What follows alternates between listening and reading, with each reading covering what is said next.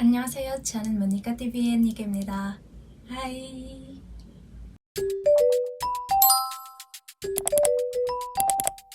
오늘 에피소드에서는 저는 한국어 공부 방법에 대한 몇 가지 팁을 공유할 것입니다.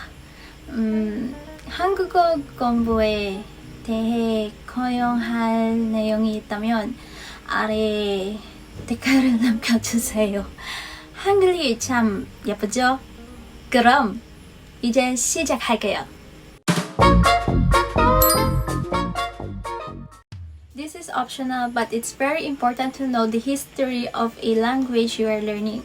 So have some research on the history of the Korean language or the history of the Korean alphabet, like who created the Korean alphabet, why the Korean alphabet is created, something like that. So also you can find the history in some books.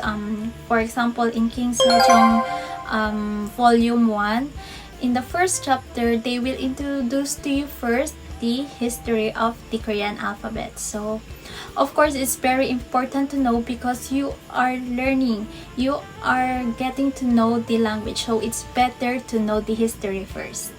First tip in Korean language is to familiarize yourself first with the Korean alphabet, which is Hangul.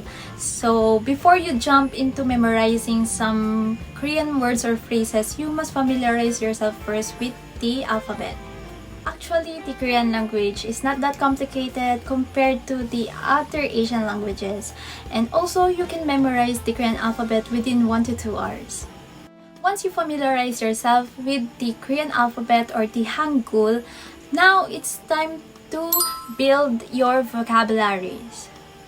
So there are many ways to build your vocabularies. So others, they watch K-drama, listen to K-pop, or sometimes they are writing down 10 different Korean words every day. I'm doing those ways also, but I think it's better if you will add weekly vocabulary.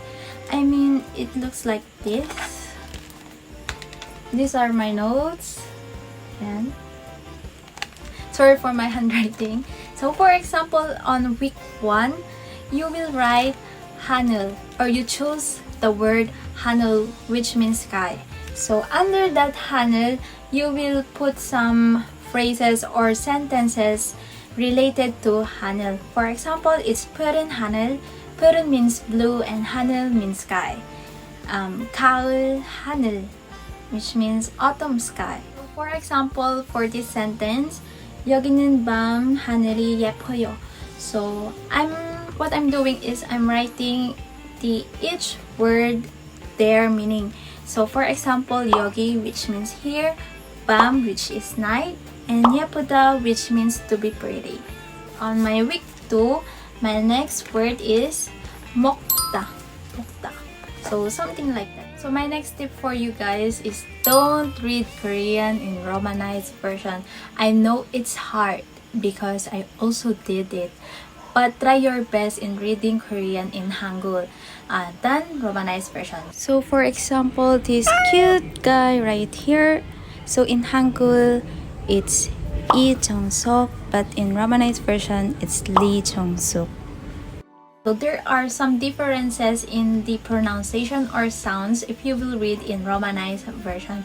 So reading in Hangul will improve your speaking Korean skills. So it's better if you will practice reading Korean using Hangul. I know studying Korean alone might be boring and sometimes laziness will come into your mind. So my next tip for you guys is find a study buddy. So of course you will have a companion in studying Korean, plus there's an exchange of ideas for the both of you. So the last tip I can give to you is to love what you're doing, because learning Korean language is very hard. It requires you to put some effort, more time, more patience, and so many more. So just love the language, love what you're doing, trust the process, and it will love you back.